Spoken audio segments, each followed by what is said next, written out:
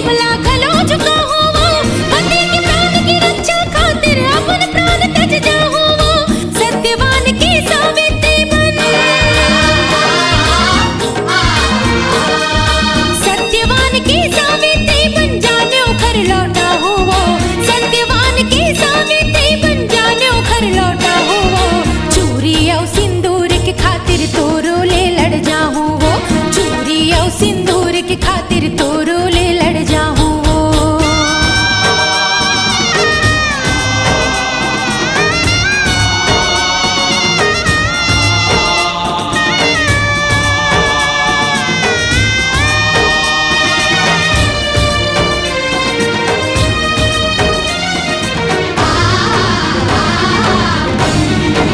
माया के मरम सिखाए से बोला हो घर पर मोर रोवे दिल, आज हम जी घर कृपा ले नारी कहाए के काबिल,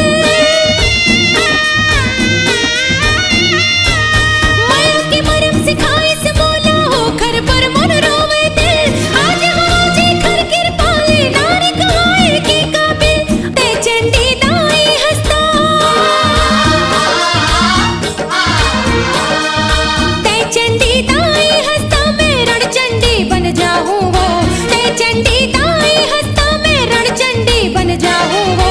चूरी और सिंदूर के खातिर तोरो ले लड़ जाऊं वो, चूरी और सिंदूर के खातिर तोरो ले लड़ जाऊं वो, तोरे धर्म ते समझ में नाई नारी धर्म निभाऊं वो, तोरे धर्म ते समझ में नाई नारी धर्म निभाऊं वो,